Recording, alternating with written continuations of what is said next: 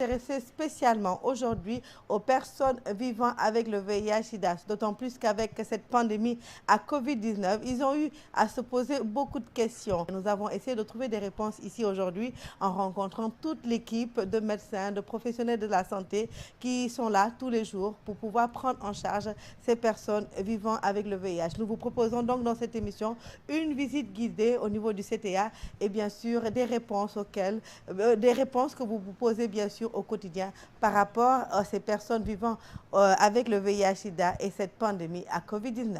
Présentement, vous êtes au niveau de l'unité sociale. C'est ici que nous effectuons les dépistages VIH-Sida, l'hépatite B, mais également les IST, les infections sexuellement transmissibles. C'est à ce niveau que nous effectuons ces dépistages. Nous entamons par des entretiens. Donc cet entretien tourne autour des informations que nous recueillons vis-à-vis des patients, mais également des clients. Parce qu'au niveau du dépistage, nous recevons des dépistages diagnostiques. Donc c'est des médecins qui demandent aux patients de venir faire le test. Des dépistages volontaires également. Donc des personnes viennent d'elles-mêmes pour venir faire le dépistage. Mais également, il y a les dépistages de voyage. Donc nous recevons des étudiants ou bien d'autres personnes qui viennent effectuer ce dépistage dans le cadre d'un voyage. Je dirais que le CTA reçoit une quarantaine, une cinquantaine de clients par jour.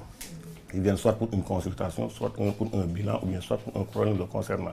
Et quand ils viennent, par ordre d'arrivée, je les enregistre sur le registre. Puis j'ai deux fiches avec moi pour les clients qui viennent.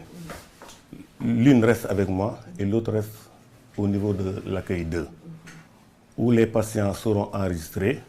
J'intègre le numéro du dossier et le motif de sa consultation.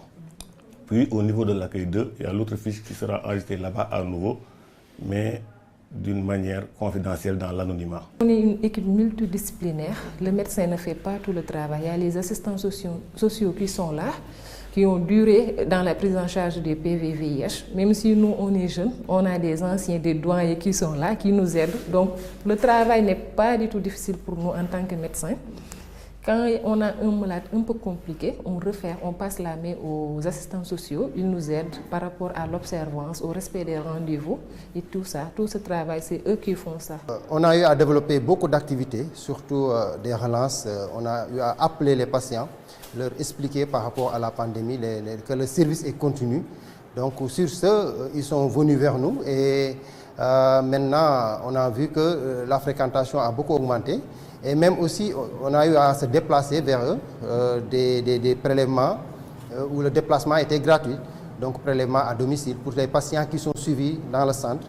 Mais aussi ceux qui viennent, nous leur avons assuré qu'il y a une protection qui sera mise en place, surtout par rapport à eux, une protection vis-à-vis du personnel, mais aussi vis-à-vis des patients qui fréquentent la structure par rapport à la Covid-19. Vous avez le laboratoire du CTA, il participe au suivi des patients vivant avec le VIH en effectuant tous les bilans que les patients ont.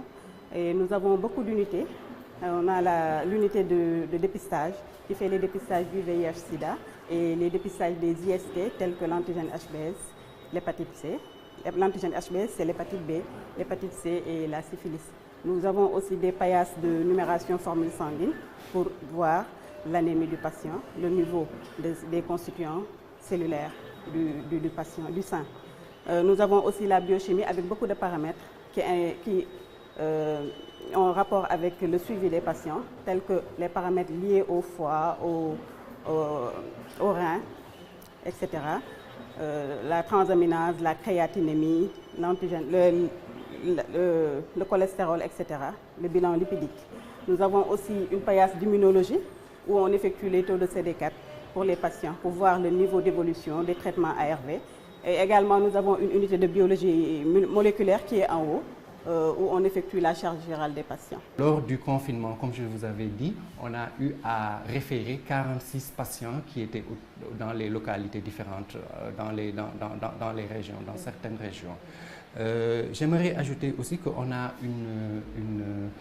un numéro vert qui existe dans le centre de traitement ambulatoire qui a beaucoup appuyé le numéro vert ministère de la Santé au début de la pandémie parce que ce numéro était saturé et les gens se sont rabattus chez nous pour avoir des informations par rapport à la sensibilisation, qu'est-ce qu'il fallait faire pour ne pas contracter la Covid en cas de Covid ou appelé, ainsi de suite et autres. Dans le contexte de la pandémie à Covid-19, je suis chargé donc de faire le tri au niveau de la porte centrale du centre de traitement ambulatoire.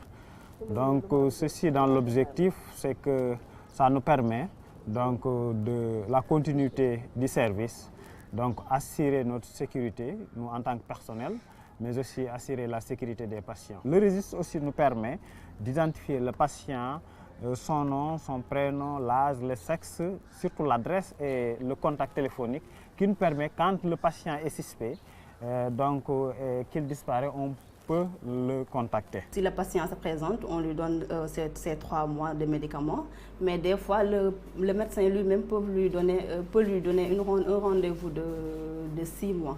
Et pour les dispensations, on fait des commandes trimestrielles. Quand il y a rupture, c'est au niveau du médecin. C'est le médecin qui change les molécules. Parce qu'ici, on change les molécules pour le traitement. On ne peut pas venir échanger comme ça. Maintenant, ça, c'est au niveau du médecin. Quand une molécule n'est pas disponible, on renvoie le patient chez le médecin. Là-bas, ils pourront voir quelle molécule changer et quel traitement remplacer. Et ici, à la pharmacie, on se concentre le plus sur la dispensation à domicile. On leur donne notre numéro vert. Maintenant, si le patient est intéressé, il appelle. Maintenant, là, un membre de l'équipe se déplace pour lui remettre ses médicaments.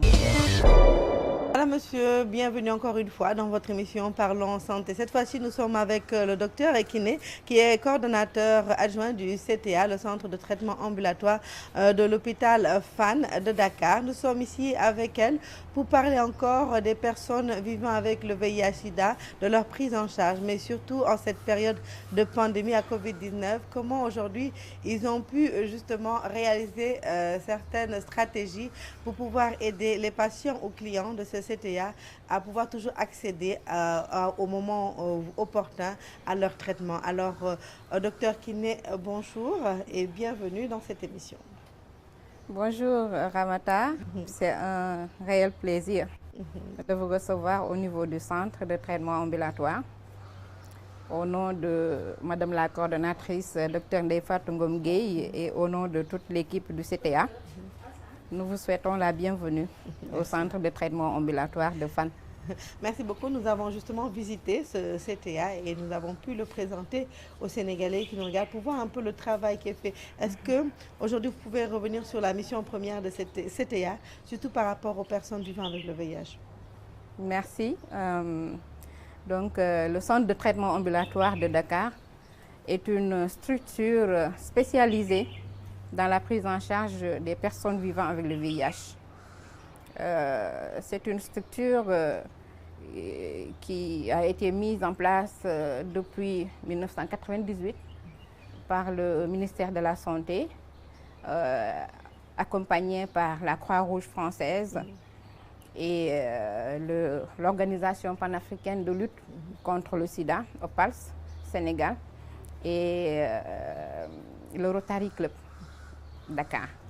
Donc ce sont ces 4 entités qui ont mis en place ce centre qui avait pour mission essentielle de désengorger le service des maladies infectieuses et tropicales de l'hôpital Fann.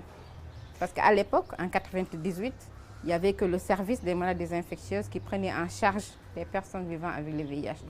Et ça faisait une occupation de lit de près de 70%.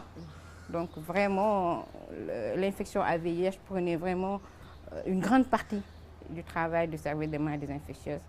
Il fallait penser à une structure qui désengorge, qui assure le suivi ambulatoire des patients après hospitalisation pour le VIH. Donc c'était ça vraiment la mission première du centre.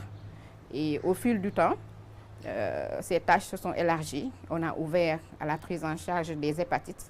Donc actuellement, en plus de la cohorte des patients vivant avec le VIH, nous avons une cohorte de patients vivant avec l'hépatite B. Et en même temps, nous assurons l'accompagnement des patients affectés par le VIH et toutes les autres infections, pathologies infectieuses, notamment le paludisme, la tuberculose, sans oublier la recherche sur toutes ces pathologies infectieuses.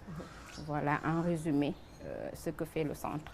Suivi ambulatoire des personnes vivant avec le VIH, suivi ambulatoire des patients vivant avec l'hépatite B, mais aussi de la recherche, de la formation sur toutes les pathologies infectieuses.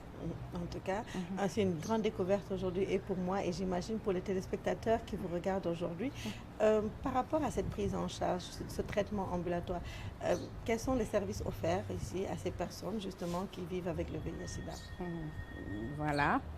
Donc concernant le paquet de services, à l'ouverture du centre, les initiateurs avaient imaginé au niveau d'un même site une offre globale de services VIH, allant depuis le dépistage. Donc vous aurez un service de dépistage VIH, mais aussi dépistage hépatite et aussi dépistage des autres pathologies infectieuses, comme je l'ai dit, tuberculose et IST. Ensuite, il y a l'offre de prise en charge VIH, offre de prise en charge hépatite, mais aussi on a un laboratoire qui assure le monitoring de tous les patients suivis, donc charge virale CD4. Donc nous disposons d'une unité de biologie moléculaire qui permet de faire la charge virale VIH des patients sur place, mais aussi la charge virale hépatite B sur place.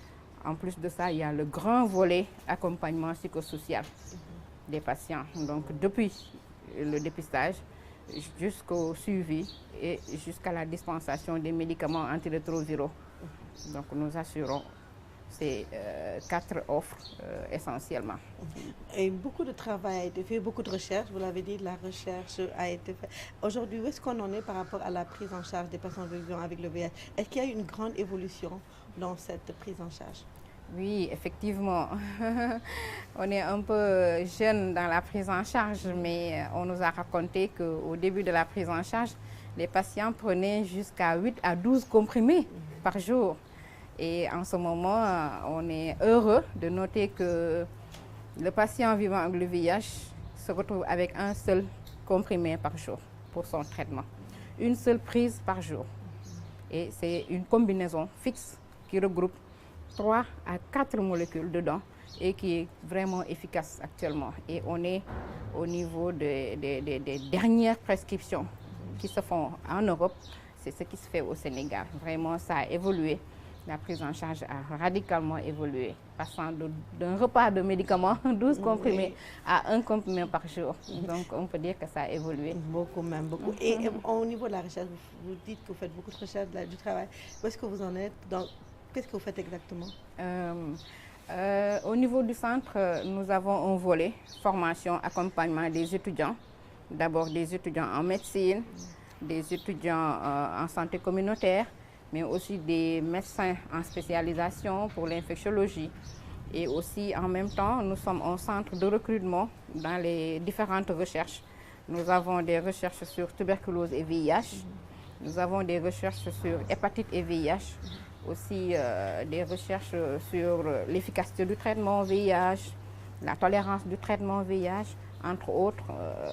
Voilà. Et surtout la tuberculose, nous travaillons beaucoup avec le programme PNT, programme de lutte contre la tuberculose, et aussi le programme hépatite. Et nous travaillons aussi avec l'ANRS sur le volet efficacité du traitement. Aujourd'hui, la confidentialité est beaucoup recherchée et beaucoup souhaitée par les malades, les patients qui viennent vous voir. Est-ce qu'aujourd'hui, vous arrivez encore à pouvoir respecter cette confidentialité par rapport à ces stratégies qui sont mises en place ici au niveau du CTA? Oui, effectivement. C'est ça l'essence même du travail au niveau du centre de traitement ambulatoire.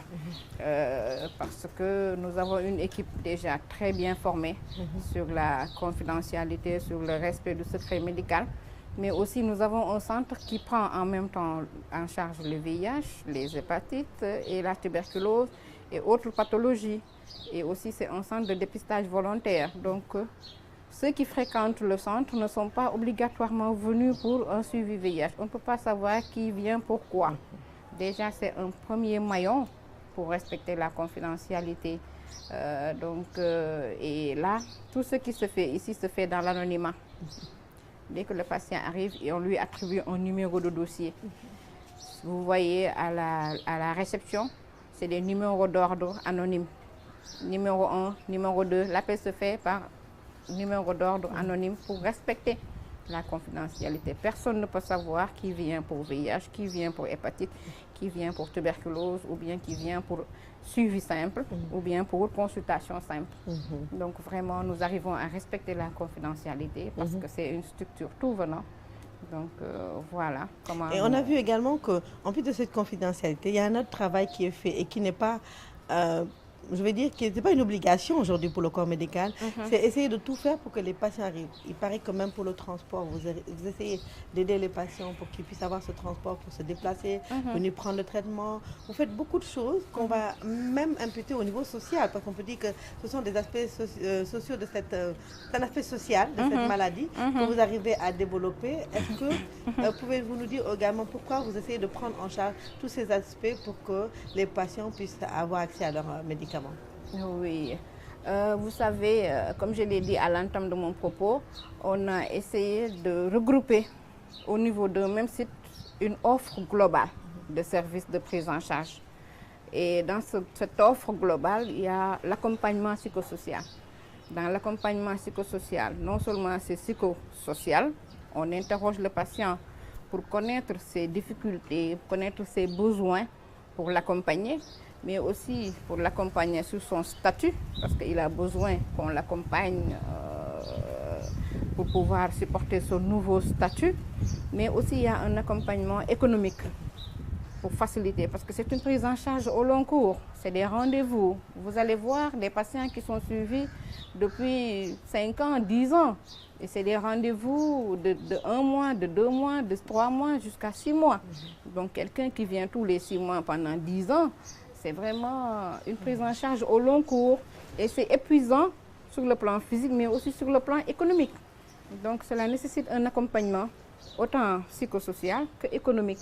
Donc avec nos partenaires comme le CNLS, l'ANCS, c'est-à-dire Alliance nationale des communautés pour la santé, nous arrivons à avoir des moyens pour accompagner sur le plan transport, sur le plan achat des autres médicaments, parce que le traitement antirétroviral est gratuit, acheté par l'État du Sénégal, mais il y a d'autres médicaments qui ne sont pas antirétroviraux, des ordonnances contre des infections opportunistes. Ça, c'est à la charge du patient et ça peut être lourd. Donc, les petits moyens qu'on a avec nos partenaires, ça permet d'accompagner les patients sur le plan économique pour le transport, l'achat des autres médicaments et parfois même un appui nutritionnel avec des kits nutritionnels donnés par nos partenaires, CNLS, ANCS, entre autres. Depuis plus d'1 an, on vit avec cette pandémie, la Covid-19. Est-ce que ça a beaucoup chamboulé votre travail? Ah oui. La première vague, elle a été très ressentie. Dès qu'on a enregistré les premiers cas au Sénégal, avec surtout les mesures de restrictions sanitaires qu'on avait mis en place, restriction des déplacements, couvre-feu, ceux qui étaient dans les régions étaient coincés, on l'a ressenti. Et en plus de cela, il y a le service des maladies infectieuses, la maison mère, qui abrite le plus grand CTE et le premier CTE. Donc dès que les patients ont entendu que les cas Covid sont référés à l'hôpital Fann, au service des maladies infectieuses, ils ne voulaient plus venir à leur rendez-vous. Là, il y avait vraiment baisse de la fréquentation. On est resté 1 semaine sans voir le moindre patient. Ceux qui venaient pour le dépistage, les volontaires de dépistage ne sont plus venus. Donc il fallait faire quelque chose. Et là, le CNLS a été très proactif. Ils nous ont accompagnés avec l'ANCS en nous donnant des moyens pour appeler dans un premier temps. Parce que déjà, nous disposons d'une ligne verte qui est financée par le CNLS, qui permet à la population d'avoir des informations sur le VIH, mais aussi d'accompagner les patients. Donc, on a profité pour appeler les patients, pour leur dire que le service est là, est disponible, et qu'ils peuvent venir sans risque de prendre le Covid, que ce n'est pas au niveau du CTA qu'on prend en charge les patients qui ont Covid. Donc, en plus de cela, on a mis en place des dispositifs de sécurité pour vraiment qu'ils sachent qu'ils peuvent venir, se laver les mains, appliquer leur gel, être dotés en masque, venir correctement dans les bureaux de soins. Tout le monde était vraiment respectueux des mesures barrières. Et quand ils ont compris qu'ils pouvaient venir, certains sont venus. Mais parallèlement, pour d'autres qui avaient plus de 60 ans ou bien qui avaient des comorbidités, on leur a proposé de venir leur amener les médicaments. Là, ils ont applaudi. Ils ont préféré qu'on leur amène les médicaments. Donc, une bonne partie a reçu son traitement par la dispensation à domicile. Pour d'autres, c'est le major et son équipe qui se sont déplacés pour aller les voir sur place. Voilà ce qu'on a pu mettre en place comme stratégie. Mais aussi pour ceux qui venaient, on se débrouillait pour leur donner au moins 3 mois de traitement pour qu'ils ne fassent pas des va-et-vient. Et pour ceux qui étaient coincés dans d'autres régions, par contre, on a appelé des collègues pour vraiment leur donner des médicaments le temps que le couvre-feu soit levé et que la restriction soit levée. Et c'est ça, c'est cet ensemble de mesures de résilience qu'on a pu mettre en place avec l'appui du CNLS, vraiment, que nous saluons, qui a été très proactif. Dès qu'on a dit il fallait faire quelque chose, il y a une semaine, les malades ne sont pas venus, ils ont dit allez-y, n'hésitez pas à déployer les stratégies que vous avez pensées. On va voir si ça va marcher. Et là, on a vu que ça a marché. Et avec le temps, ils sont venus, ils ont vu le dispositif, ils sont rassurés.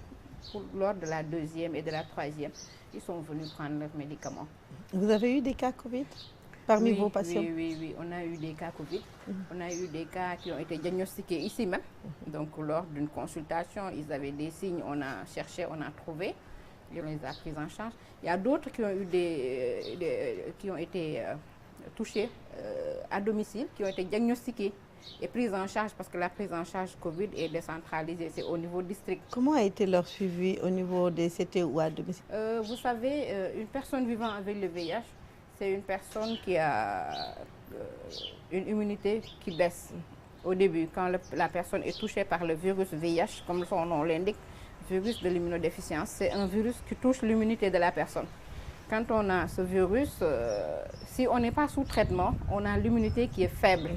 C'est une personne qui peut être touchée par toutes les autres pathologies. Donc, immunité faible veut dire personne affaiblie, exposée à toute pathologie. Mais cette personne qui est diagnostiquée à temps, qui est mise sous traitement, a une bonne immunité. Donc, c'est comme vous et moi, il a vraiment une bonne immunité. Donc, le focus, quand on appelait les patients, c'était de leur dire il faut continuer à prendre votre traitement. Tant que vous prenez votre traitement correctement, vous êtes comme tout le monde. Mais si vous arrêtez votre traitement, votre immunité va baisser et vous allez être des sujets fragiles qui vont faire des formes graves. Et c'est ce qu'on a retrouvé. Donc pour nos 23 patients qu'on a eu à suivre, les 3 décès qu'on a enregistrés, c'est des patients qui n'étaient pas sous traitement, qui avaient abandonné l'autre, qui étaient soit perdus de vue, donc revenus dans un tableau très avancé, qu'on a envoyé au niveau des CTE, mais qu'on n'a pas pu récupérer. Vos activités ont repris? Maintenant, c'est bon, ils ont compris, ils reprennent. Et on a vu que pour l'unité de dépistage, les étudiants continuent à venir faire leur dépistage pour connaître leur statut. Et les voyages aussi ont repris, parce qu'en ce moment, on avait arrêté les voyages. Ce qui fait qu'on ne recevait plus beaucoup de demandeurs de visa qui venaient pour leur dépistage. Maintenant, ça va, c'est rentré dans nos habitudes. On a intégré vraiment Covid. Malheureusement, l'émission est terminée. C'était très passionnant. On a appris beaucoup de choses et vu vraiment le travail qui est abattu ici au niveau du CTA pour la prise en charge des personnes vivant avec le VIH. Un message peut-être à vos patients ou un appel par rapport à cette pandémie et au VIH-Sida. Un message à l'endroit des patients, c'est d'abord les exhorter à prendre correctement leur traitement pour ne pas être vulnérables par rapport à Covid, à aller se faire vacciner et après vaccination, continuer à respecter les mesures barrières, éviter les rassemblements, les déplacements inutiles vraiment. Et surtout, on leur demande d'appeler leur médecin, d'appeler au niveau de la ligne verte. 800 00 30 30, leur ligne, vraiment, pour en cas de difficulté, en cas d'autres pathologies ou bien en cas de tout ce qu'ils ressentent d'anormal, ils peuvent appeler sur leur ligne 800 00 30 30. Et nous en profitons pour remercier le partenaire, c'est-à-dire le CNLS qui nous permet de maintenir cette ligne vraiment pour accompagner et la population, mais aussi les personnes vivant avec le VIH, mais aussi l'autre partenaire, l'ANCS et Atlas Soltis, vraiment pour les équipements, pour qu'on puisse mettre ce dispositif. Ils ont vraiment appuyé pour les masques, les gels, les produits détergents.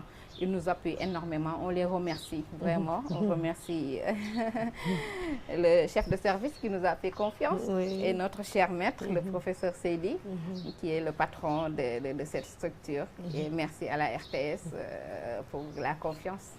Merci à vous, docteur Kiné, de nous avoir reçus déjà au niveau du CTA. Merci également pour toutes les informations que vous avez données aujourd'hui concernant la prise en charge des personnes vivant avec le VIH. Nous vous encourageons également beaucoup à poursuivre encore dans cette lancée pour plus de performances par rapport à cette prise en charge. Madame, monsieur, à vous aussi, merci de votre aimable attention.